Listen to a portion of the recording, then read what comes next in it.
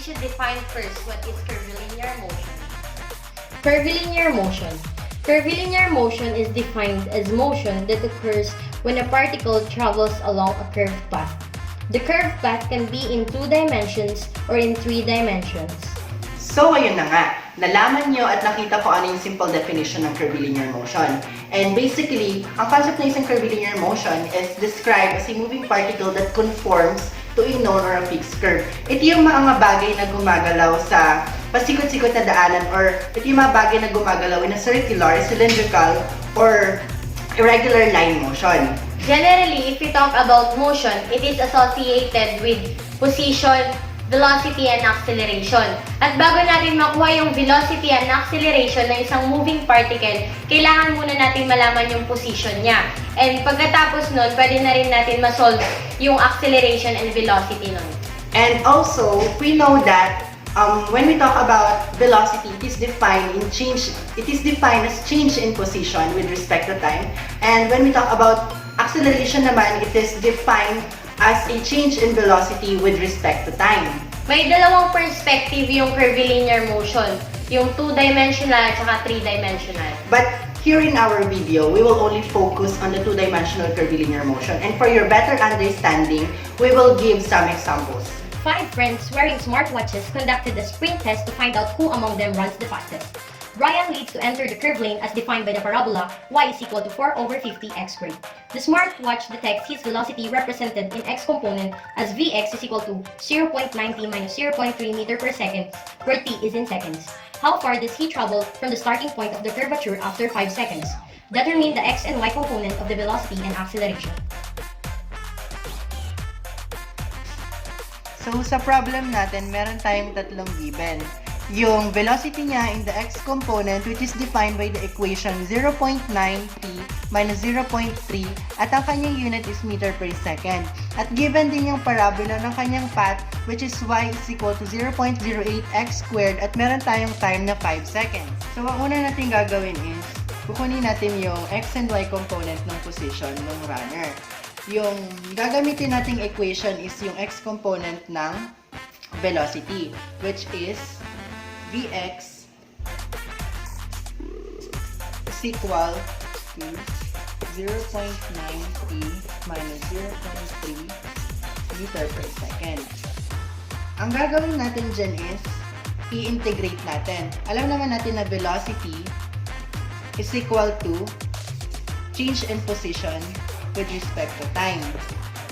So, gagawin natin yung variable separable.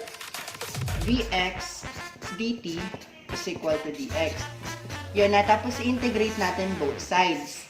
And, itong dx, ang kanyang limits is from 0 to x, at ang limit naman ng kabilang side, which is dx dt, ay 0 to t. So, sa equation na to, gagamitin natin. Substitute natin yung yung x component ng velocity, which is yung 0.9t minus 0.3 dt. So, integrate natin yan. Ang integration ng dx is equal to x. Yung kanyang limits is from 0 to x. At ang integration naman ito is 0.45 t squared minus 0.3t, at ang kanyang limit is from 0 to t. So, ito, x minus 0 is equal to 0.45 t squared, yung limit na t, minus 0.3t, and yung limit niya na 0. So, automatic 0 yan kasi merong variable na dalawa dito.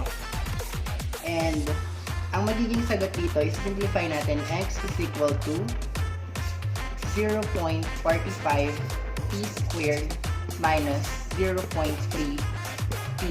So, ayan na yung x component ng position natin. So, ang next na kunin natin is yung y component ng position. At makuha natin yun gamit yung parabola, which is defined by the equation y is equal to 0.08 x squared. So, isa-substitute lang natin yung value na x na nakuha natin nung una. maging y is equal to 0.08 times the quantity of 0.45 t squared minus 0.3 t squared. So kapag na-simplify natin yan, makakuha tayo ng equation na y is equal to 0.08 times the quantity of 0.2025 t raised to 4 minus 0.27 t cubed plus 0.09 t squared. So, meron na tayong y component at meron na tayong x component. Alam natin na ang position in vector is equal to xi plus yj. So, isa-substitute lang natin yung y and x component, yung y and x dito sa may equation na nakuha natin. So, r is equal to 0.45 t squared minus 0.3 t I plus yung y natin which is 0.08 times 0.2025 t raised to 4 minus 0.27 t cubed plus 0.09 t squared j. So, ayan, meron na tayong equation ng vector ng position. So, sabi doon kasi, ano yung magiging position ng runner within 5 seconds. So, basically, ang gagawin lang natin, i-substitute natin yung 5 seconds dito sa may equation na to. At makakakuha tayo ng sagot na R is equal to 10.05I plus 11.88J. So, ito yung vector. Pero ang hinahanap doon is yung magnitude ng position. Kaya, ang gagawin natin is simply as yung square root of the sum of the squares of the two components. So, the square root of 10.05 squared plus 11.88 squared. So, kapag in-input niyan sa calculator, makakakuha kayo ng 15.56 and ang unit natin is in meter. So, ito yung position ng runner within 5 seconds. So, ang pangalawang hinahanap natin is yung velocity or yung x and y component ng velocity natin. So, alam naman natin na ang velocity is equal to the change in position with respect to time. So, ang gagawin lang natin is i-derivative natin yung nakuha natin na position vector. So, makukuha natin yung velocity which is 0.9t, yung derivative ng 0.55t squared minus 0.3, derivative na to, I, plus, ganun din yung pangalawa which is 0.08 times 0.81t cubed minus 0.81t squared plus 0.18t j. So, dun sa may problem ulit, meron tayong time na 5 seconds. So, simply as sa-substitute lang natin yung value ng time dito sa may equation natin ng velocity. So, makakuha tayo ng sagot ng 4.2i plus 10.24j. So, ang hinahanap doon yung x and y component ng velocity. So, simply as ang magiging x component natin is yung 4.2i at saka yung y component natin is 10.24. So, Vx is equal to 4.2i. Ang kanyang unit is meter per second. At yung Vy natin is 10.24j meter per second.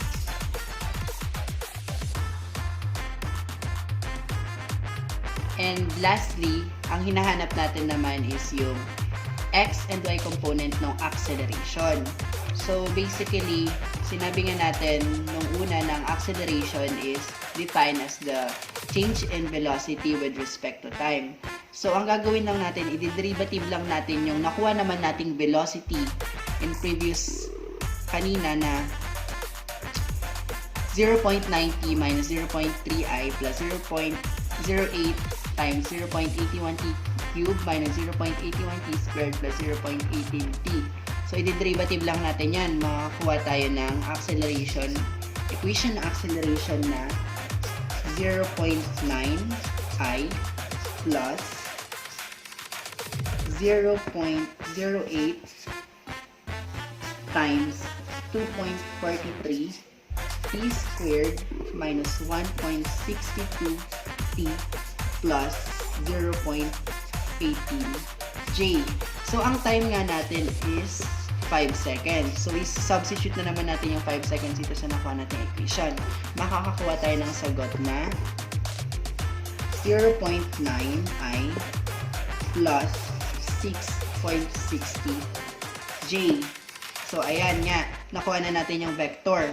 So, ang hinahanap dun is yung x and y component ng acceleration. So, sinabi ko nga kanina yung x component niya is itong may kasamang i at itong may kasamang j yung y component niya. So, ax is equal to 0.9i. Ang unit natin is meter per second squared.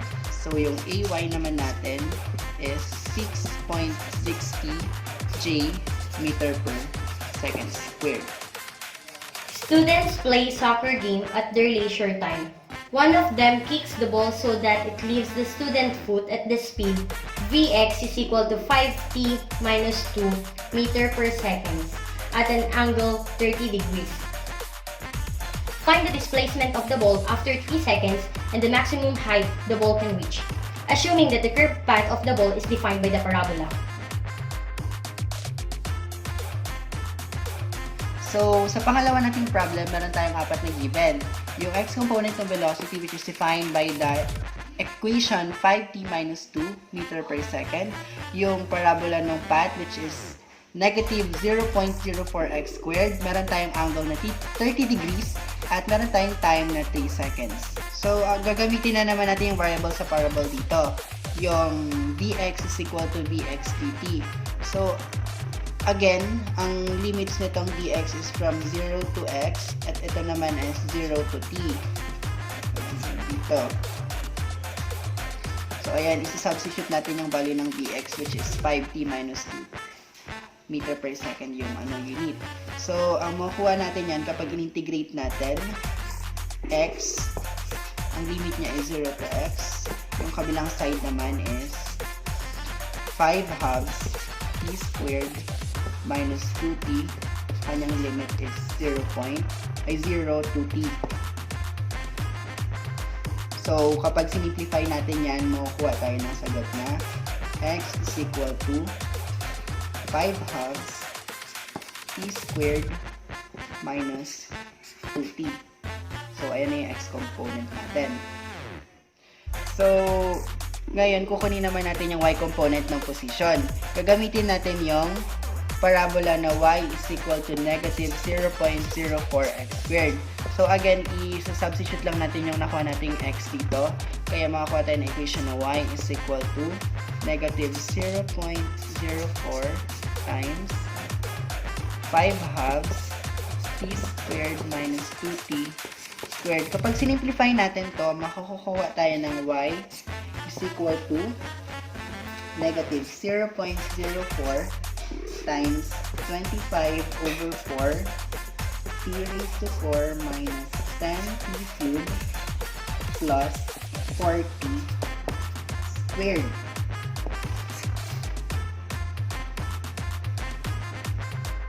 So, yung equation ng vector position natin is r is equal to xi plus yj. So, isa-substitute lang natin yung value ng x and y.